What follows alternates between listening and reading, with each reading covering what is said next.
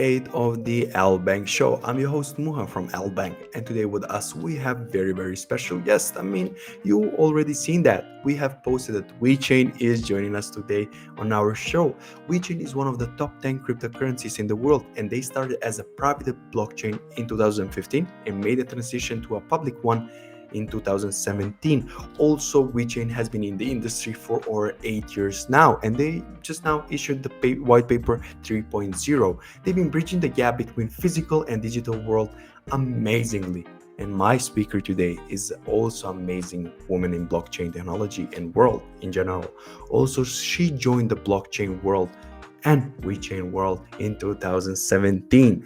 She's also one of the first employees of VeChain in Singapore, and she's now general manager of Southeast Asia VeChain. Her name is Sarah, and I will not take much time of her today. I will introduce her. Hi, Sarah, and welcome to LBank Show again. Yes, hi Muha. Hear you well and good. Thanks for having me on the LBank Show. No worries. I just want to thank you for accepting the call, and we're such an honor to have an amazing woman in crypto industry sharing your thoughts on VeChain today and talk about VeChain and you. So once again, thank you for giving us this great opportunity.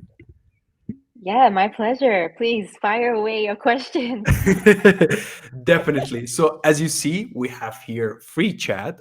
Free talk. So please Yeah. tell us what has been on your mind recently, Sarah. Well, just a few minutes ago, I read on Twitter that Deutsche Bank applied for digital asset license with the German government. For me, that's pretty bullish, I guess. And also, we're seeing a lot of clarity in regulations outside of the US, right? In the EU, in Hong Kong, in Asia, in the Middle East. So I foresee innovation and, institutional interest is going to happen in these areas. I think that is what's going to happen. And we're also going to see like a merge between traditional finance and crypto in a sense, like, real assets are going to be tokenized. So all these are happening. And, in crypto, it's never boring, right? It's impossible to keep on, to keep to the pulse. So the VeChain team and myself, we also believe like, um, crypto cycles we happen every 4 years, with the Bitcoin halving happening next year, everyone just, strap on tight, hold on tight, right? Huddle on tight, and, we'll just continue building and have faith in crypto because I don't think crypto will ever go away, to be honest. Yeah. I agree with you. We start this summer with some bad news about the crypto, but immediately after that, we heard some amazing news. BlackRock want to invest, right? And Yes. so those are Yeah. some great With news the for us. SEC. Yeah. Those are some great news about us. And what I want to ask you, you've been in the crypto industry for over 5, 6 years now, and this has Yeah. been repeating, right? Is this something that is preparing for much bigger bull run? So the thing is, I will not talk about prices, but from my experience, I think we'll probably see a mini bull run. Yeah. Uh, wouldn't say exponential, but a mini bull run first and then been around. So I do have that belief that it will happen. Yeah. But again, don't take my words as financial advice. Do your own research, right, everyone? Yes. Yes. Definitely, Sarah. Who doesn't know about VeChain, right? It's one of the top 10, top five cryptocurrency last bull market. I must, Oh, thank you. no worries, but I must ask about the history of VeChain. You guys has been in the industry for over 8 years now. Can you tell us more about that? Yeah, sure. So I just want to explain that VeChain is a next generation public blockchain designed to be ultra scalable, low carbon, and easy to use. And if you don't mind me sharing the background, the project was founded in 2015 by Sunny Lu and Jay Zhang. It was a former ERC20 token then. There was a VEN token back in 2017 when we launched an ICO. And I really want to mention that LBank was one of the few and early first exchanges to list VN back then. So I'm really grateful both of our projects have survived and till today, and we have a continuous partnership. So in 2018, we actually did a rebrand from the VEN token to VET token, mainly because our enterprise use cases could not scale on the Ethereum network. So we forged our own path and redesigned VeChain as a layer one to be enterprise friendly by eradicating the issues faced on Ethereum. So as a layer one, we have a lot of unique features. We eradicated unpredictable gas fees with a two token economic model. So if you hold VET token, it generates VTHOR daily, and VTHOR pays for your smart contract fees. We also remove like unfriendly barriers to using blockchain by adding features such as fee delegation. So for instance, if you want to build a dApp on a blockchain, or maybe on Ethereum, your users would then need to own the ETH token in order to transact on the blockchain, right? So on VeChain, we actually have something called fee delegation, where a sponsor wallet can pay for transactions so that a user can use a dApp like a regular Web2 app, mobile app, without even needing to purchase ETH or any cryptocurrency. So this is something that is very important that I feel would open up to ease the barriers of using blockchain. We also have MTT, which is short for multitask transactions, where a single transaction can be programmed to undertake multiple clauses and in the exact order the developer wants. So this is more for the geeky devs out there. Like you have more control in uploading the sequence of transactions that you want on the blockchain.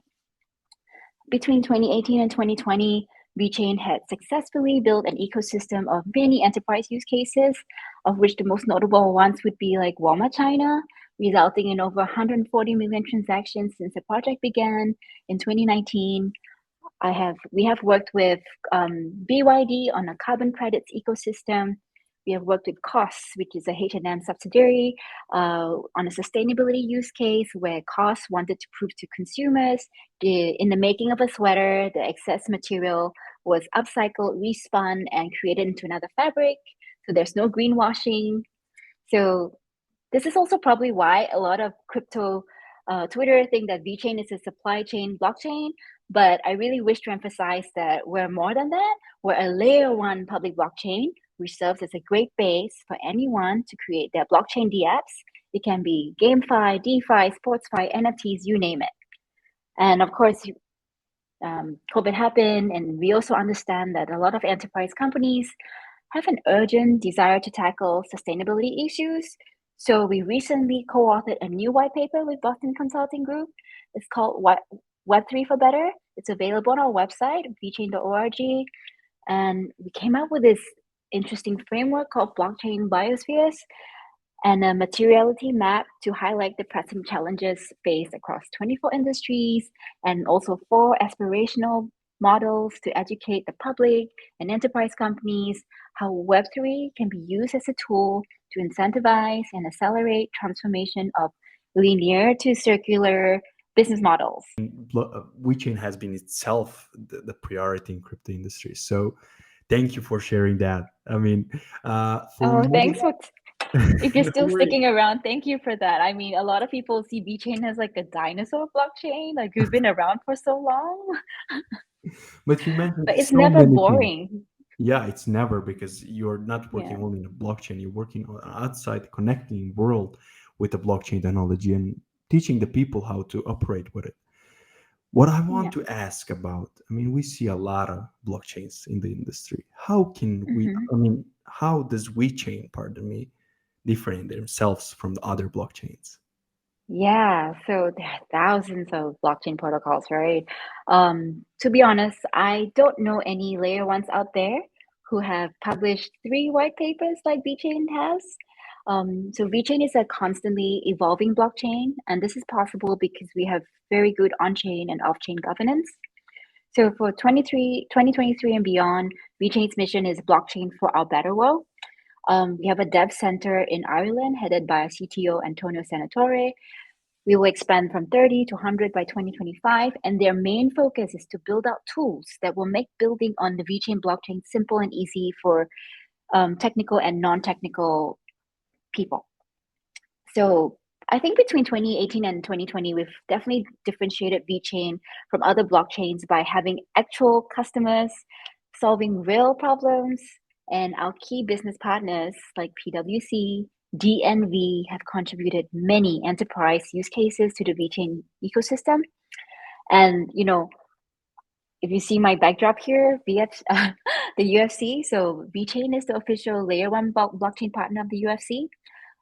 Through the UFC fight nights, we actually organize in-person meetups for our passionate community members, also known as the VFam, hashtag VFam on Twitter, because Web3 is all about community. And by doing this, we are supporting our community and creating new connections with other projects and business partners too. Like, Muha, if you travel to Europe, you have to let me know. I would love to invite you to a UFC show because, through this LBank show, I'm sure we're going to have a lot more exposure to the LBank crowd and community. And I'm looking forward to working with LBank. Most importantly, VeChain is a newer and greener blockchain for a sustainable future. So this really exciting part is that the carbon emissions of every smart contract on the VeChain blockchain can be tracked on VeChainStats.com. They have a carbon footprint calculator, which is verified by DNV. And you're able to track the carbon emissions of every smart contract on VeChain, which is pretty cool. Powering 1 year of VeChain Thor blockchain is the equivalent to 0.04% of energy required to mint a single Bitcoin. It is also the equivalent to 4.3 return flights between New York and Frankfurt.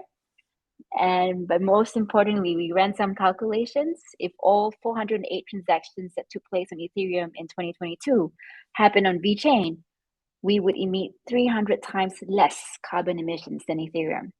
So VeChain's differentiating factor is really that we're low carbon and super scalable. Yeah, so this is something that I think, it's just right. It's all there for you to see.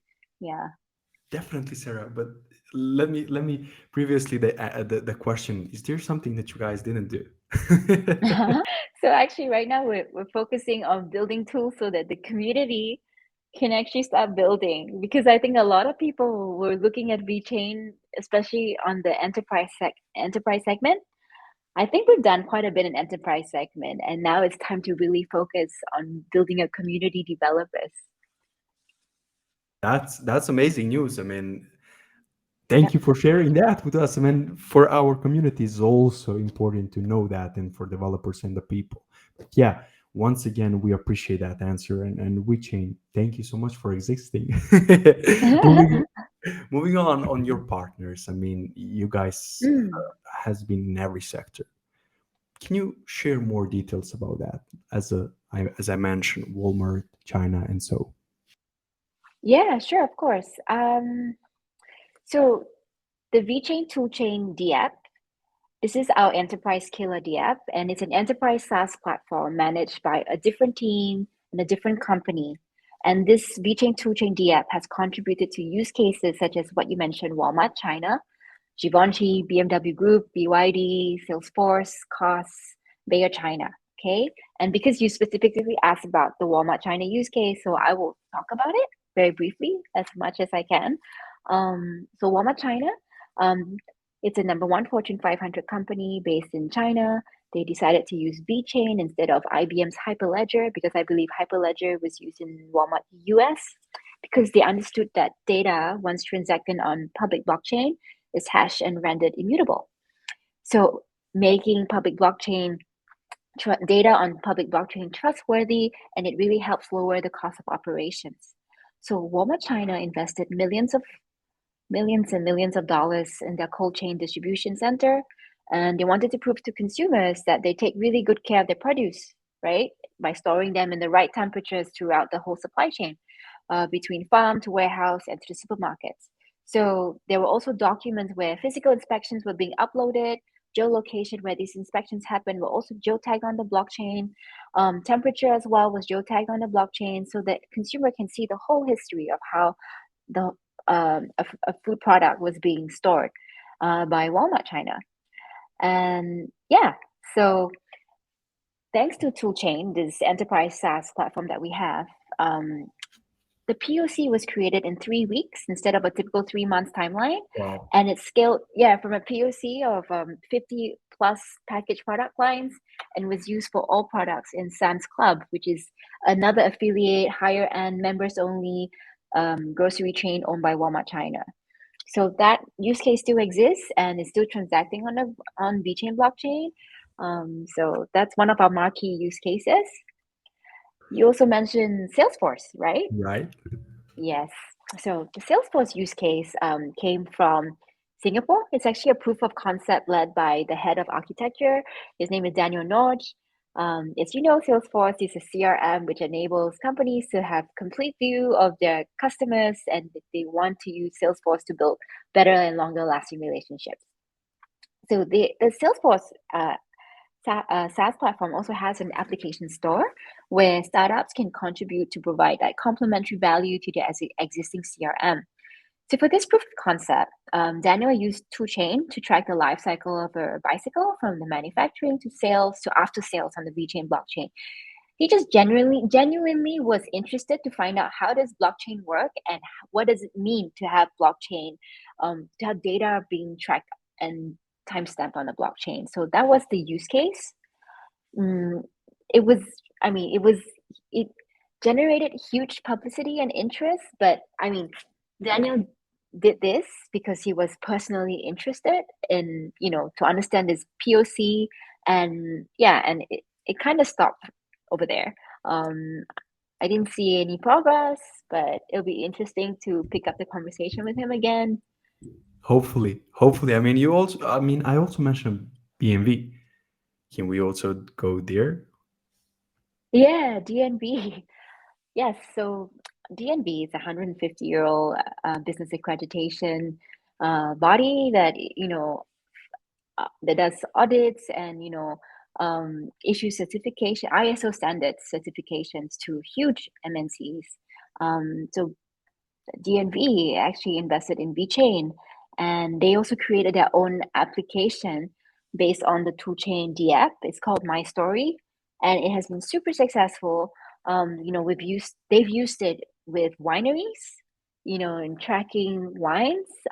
So supply proof of authenticity, proof of supply chain integrity.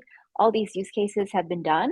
The most relevant and sustainable use case I could mention is costs. So costs is a H&M subsidiary, and I mentioned earlier on that they wanted to use blockchain to prove. They wanted to prove to consumers that in the making of a sweater, the excess material was not thrown away. It was actually being respun, reused, and remade into a new fabric. So we track the waste material over a period of 6 months across 4 factories, and that information was then physically audited by DNV, and then all that data and information was then uploaded to blockchain. So it was very interesting, and we did about we tracked over thousands kilograms of fabric in several batches. So it was a huge operation. Yeah, and I think, I mean, the H&M group was definitely very pleased with it. The head of sustainability credited VeChain for what we've done in their sustainability report, highlighted the use case, and yeah, and at this point in time, we still work with several enterprise companies on the sustainability angle. Yeah, so it's been cool. Definitely. I mean, you guys has proved that blockchain works in the real world, and it helps so much. So Yeah, it does. definitely, it definitely. One of my favorite car brands, BMW, if I'm not wrong, you had a Yes. partnership with them, right? In Yeah. So 2018. I don't know whether you call it a partnership, but actually, BMW invited VeChain to participate in the BMW Startup Garage, which we did in 2018. And the problem statement was that 33% of secondhand cars sold have manipulated odometer data. And to check if an odometer has been tampered, actually it costs a lot of money, it takes time, and you require expertise, right? So we wanted to show that blockchain can actually help solve this problem. So we created Verify Car. Is a vehicle passport that uses blockchain to track the mileage of a car on a per trip basis. So every time a BMW um, driver turns on his ignition, the car itself alone is a smart car, okay?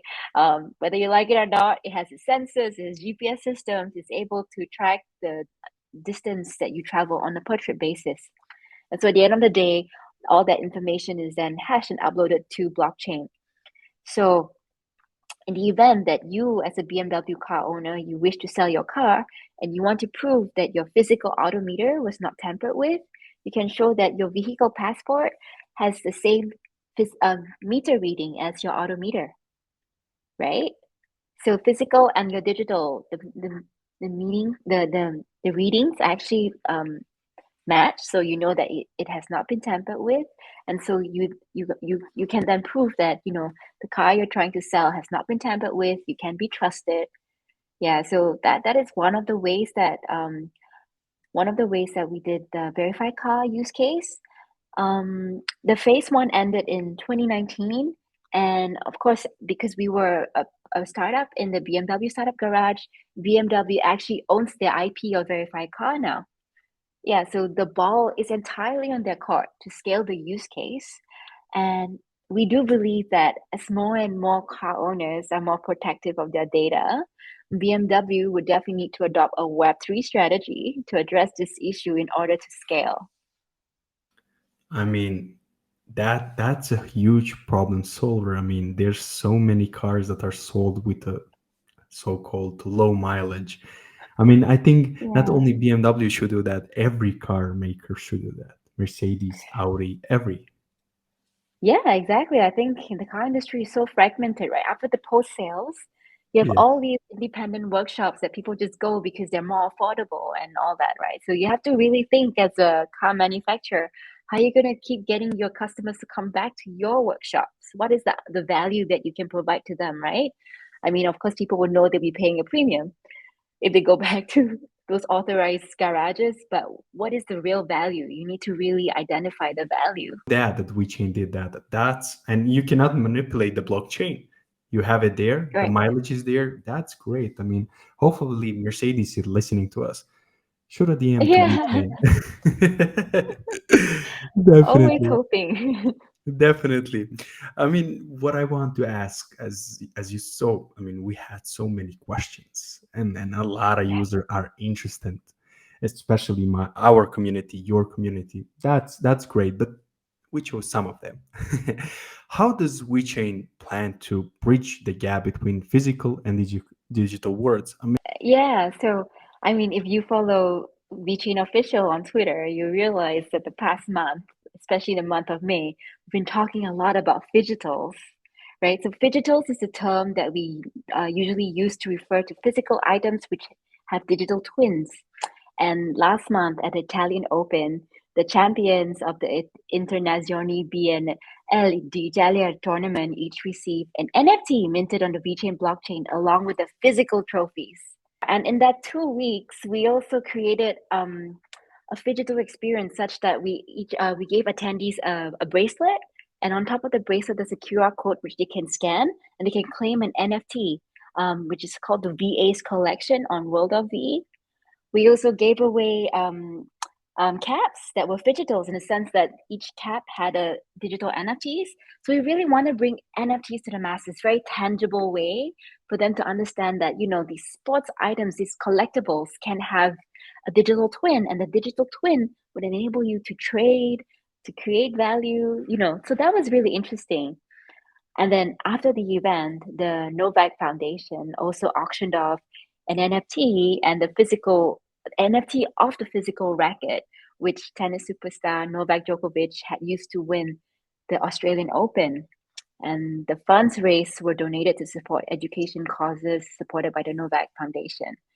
So we really want to show that Web3 blockchain, NFTs, can be used for good. Yeah, so I do have to add on more things. Like, and of course, when you're tagging the physical items, you would need to choose the right IoT chipset, right? The whole point of tagging the physical objects is to use suitable sensor chips, such as NFC, which stands for Near Field Communication chips.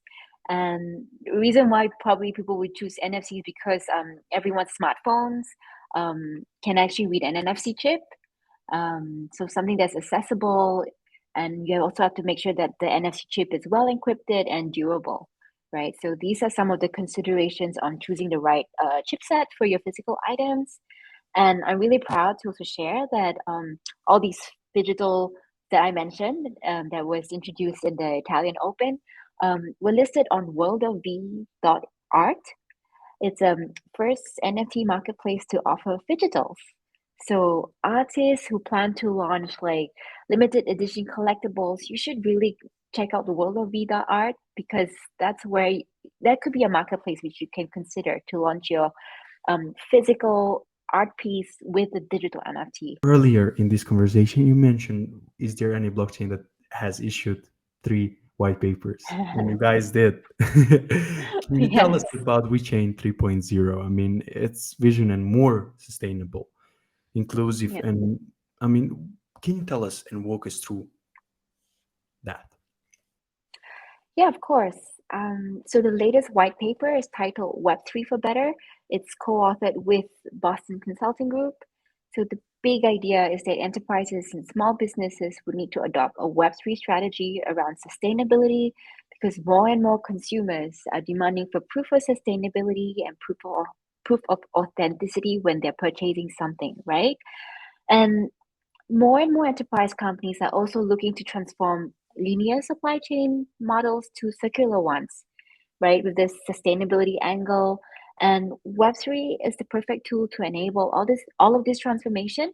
And when I use the word Web3, and I mean Web3 tools like gamification, NFTs, where we create the digital twins of products, aka digitals, and rethinking of win-win scenarios for all stakeholders so that the best value is captured and shared to everyone. So we came up with the term VeChain blockchain biospheres because we believe that VeChain not only provides like a green and low carbon infrastructure for businesses to build, it will also enable the growth of a tokenized future where many micro ecosystems are going to thrive as more businesses go circular and go from B to B to B to B to C. White paper, I mentioned there were like four aspirational use cases. So we quoted a luxury handbag scenario. So for instance, I did mention we work with Givenchy, which is our first and long-term faithful customer. And the fact that, Givenchy had added a VeChain and encrypted NFC tag in all their leather goods means they could actually open up opportunities to the second-hand resale market, right? Can you imagine if every bag sold has a NFT, and in the smart contract, Givenchy can actually, you know, earn royalties for every recurring sale after the first sale, right? This could open up a lot of new opportunities for a lot of players in the secondhand market. So we think we're talking about like authorized marketplaces, for instance, the Vestiaire collectives. There's so many of them out there. It's easy to authenticate a Givenchy bag because all you need is to have access to the mobile app. You're able to tag and scan and authenticate the bag, right? And then if you want people to adopt circular behavior or to support circular economies, how are you going to incentivize people to buy from the secondhand market, right? So now Givenchy, for instance, if they actually launched an NFT for every bag, they would have a recurring profit from every recurring sale.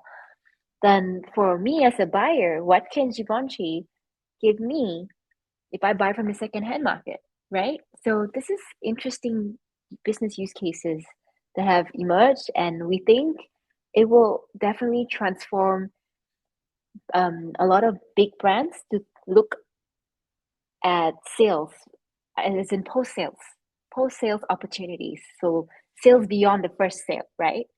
yeah, how do you capture a wider audience and how do you get more people attracted to your brand? Like, and we feel like sustainability is the motive, is the main like goal that everyone is aligned to working together with and inclined to working together with. Yeah. You have mentioned they will get the royalty. What about, let's say, if I buy the bag, they get Mhm. from NFT the royalty, and when somebody else buy the bag, will I get the royalties? And Givenchy will also get the royalty, right?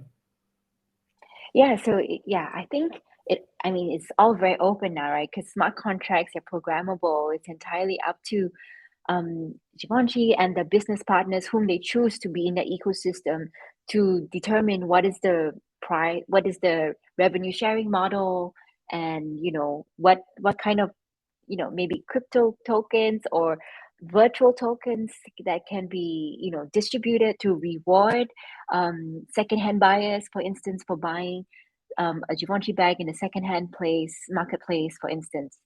So these are all very open, but it's because it's so open, it's very exciting because there's no hard and fast rule on how you do business and how you attract more people to come to your ecosystem. You guys are paving the way of cryptocurrency and using scalability, utility, and everything in blockchain, Web3, and so on. So I think the community is very thankful for you guys to have. Oh wow, thank you. Sarah, I always love to ask my guests, how would you describe your community in a couple of words? The V fam, they're Yes. super passionate and fired up. I mean, yeah, the V fam, I mean, a lot of them have been following us since like 2017. So I'm really, really grateful for the VFam community. We've had some exciting breakthroughs, especially in terms of the enterprise use cases.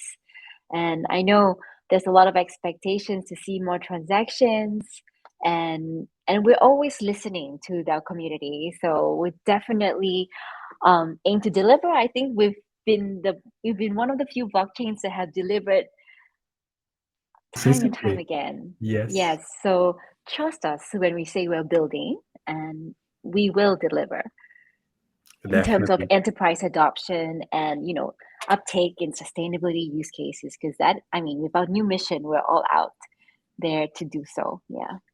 Definitely. I appreciate that one. And keep up with them. Yes. Stick How around. do definitely. How does WeChain governance model contribute to the scalability of the blockchain? VeChain is the first blockchain that uses proof of authority, and that has since upgraded to proof of authority 2.0, where a gadget called FOB, finality with one bit, is being used so that a hybrid of the Nakamoto consensus and the Byzantine fault tolerance consensus coexist on VeChain. And this ensures finality of all transactions while remaining fast and scalable.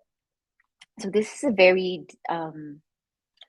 something that happens on the infrastructure layer, and the network itself is validated by 101 authority masternodes.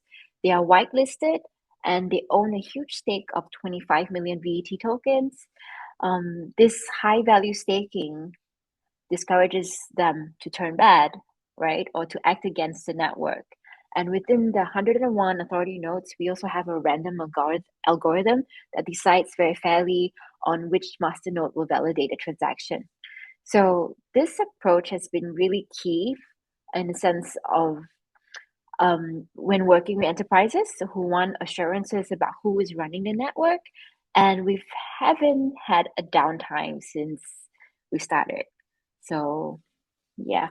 And VeChain's on-chain governance is such that, a VIP, which is short for VeChain Improvement Proposal, is being proposed, and the stakeholders such as authority masternodes, economic nodes are able to cast a vote, and the steering committee, whose these members are elected by the community, and they serve a 2-year tenure. And the steering committee ensures that the proposal is executed in a seamless way. So, we've been through several upgrades and have not had any downtime also because, everything has been very seamless.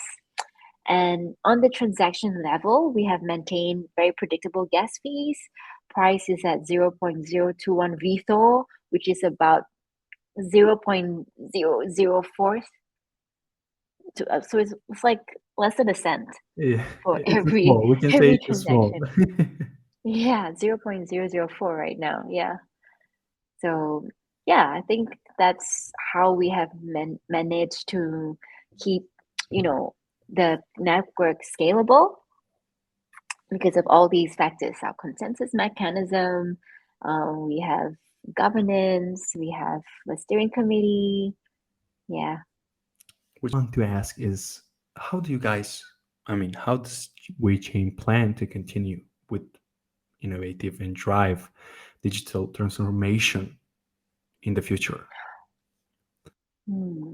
I think by working with partners like BCG, who are also very aligned on the sustainability agenda, VeChain is well positioned to be at the forefront of digital transformation. So I think the white paper is just a real first stepping stone, and it's going to open up to a lot of opportunities within the BCG ecosystem. So, for example, in May, we were recently invited to BCG's WWOM. It's a leadership summit where 60 startups were invited to showcase their product offerings to 1,800 BCG partners, global partners. And VeChain was the only layer one invited, and with good reason, because we have all these tangible solutions and we have a good track record in enabling enterprise use cases to scale, to use the blockchain. And right now, we aim to use Web3 to solve sustainability challenges. So this is really aligned with a partner like BCG. So I think we are going to see very exciting, um, interesting collaborations with the group. And also, I think it's, as I mentioned, we're hoping to grow our community developers. So this weekend in Jacksonville, coinciding with one of our UFC fight nights, our dev team, they're going to be in Jacksonville. They're going to be hosting a very intimate and cozy developer workshop. And we plan to have these developer workshops in the US, in Europe, in Asia, and then beyond that, we're also going to look to host hackathons where we invite enterprise companies to share problem statements and have student and community developers solve these problems with VeChain tools. We also have a very robust technology roadmap ahead that will cater to non-technical and technical builders. So that's really something really exciting. We have launched Vorj, VORJ.app, which is a Web3 as a service turnkey solution. Anyone can launch ERC20 or 721 smart contracts on the VeChain blockchain in a few minutes without prior coding knowledge. So we're really trying to build this exciting library of tools for everyone. So beyond tech, we also invest in research and academia. So for instance, in Singapore, we work closely with Nobel Prize winners, Sir Professor Konstantin Novoselov, Sir Professor Andre Geim. These are really esteemed professors in their field of work. And we also have Professor Gati, who is a steering committee member, whose research on smart nanomaterials is making waves in the material science space. So graphene is a wonder material, and the material is actually used to capture carbon and allow us to calculate carbon credits. So it allows a new kind of monitoring for industrial processes. And these professors, whenever they go and make their presentations in the various universities, they would share about how they intend to use blockchain to track these carbon credits, and in particularly VeChain blockchain. So I think it's important that it's not only just technology and development tools that we're building, we're also focusing on academia, and we have like these esteemed professors representing VeChain, and advocating how VeChain is the right blockchain technology and the blockchain layer to build apps on, because of our low carbon infrastructure that is very aligned with their goals, with the agenda. So we can say with all of those things ahead of us, the future for VeChain is brighter than ever, right? Oh, yes, of course. So VeChain is preparing for the next bull run. You guys have everything planned on, right? We do, we do. We have a really robust technology roadmap, and our technology team has been building a lot, and I'm really excited. For instance, um, we've already launched vworld.net.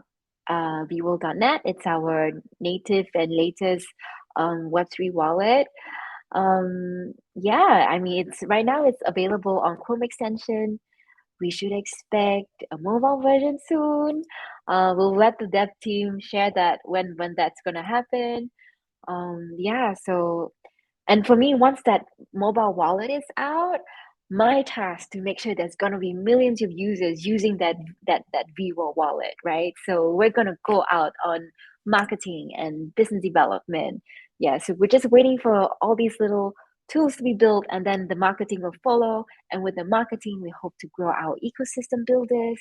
So it's gonna be very exciting. The pieces are just adding up. You have a puzzle and everything is adding up and connecting together, right? Yes. Yeah, Definitely. it's always fun. I mean, ever since I joined VeChain, always excited to talk to my colleagues because there's so much exciting things happening. Definitely. I mean, but I want to ask, how did you get in the blockchain technology and in crypto world? By chance. Really? Yes, really, really by chance. So I've always okay, I've had a history of being a bit of an entrepreneur, ran my own clothing business for 6 years with my best friend. Yeah, and then I really like working in startups because, things are done quickly and, you can see immediate outcomes. I really like the startup culture. And actually, I got to know VeChain through the PwC Venture Hub team. So in Singapore, they invested in VeChain, and VeChain was gonna open an office in Singapore, and they were hiring the first employee. I think I was the only female who applied for the job.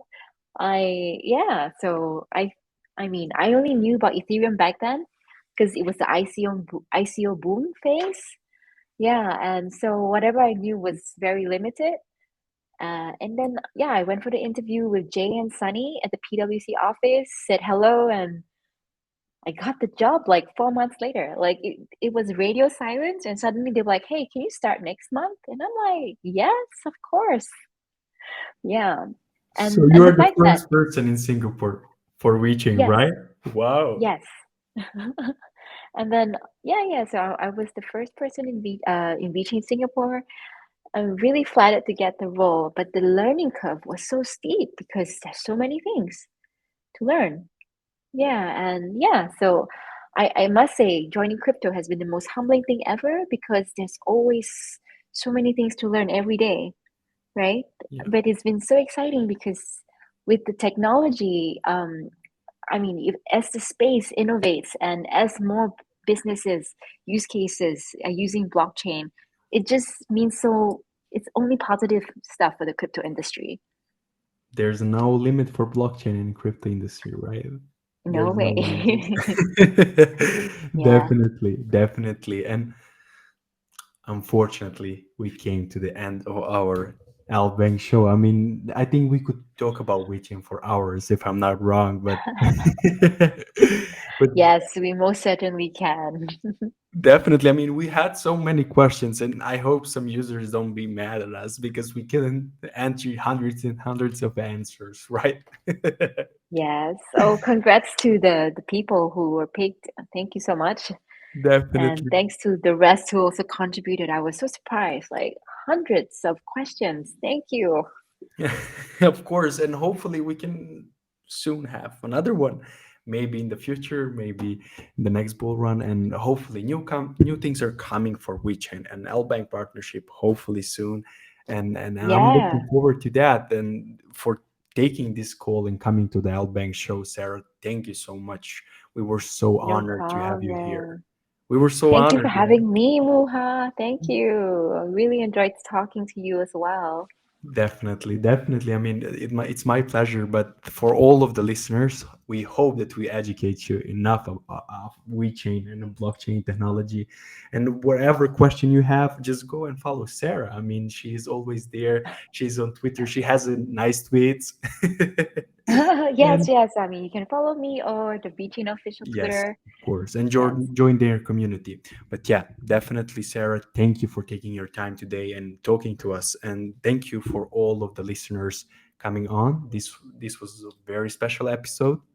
Thank you, Sarah. Thank you, listeners. This was your No host Muha, problem. and see you next episode. Bye bye. Bye bye. Take care, Ruha.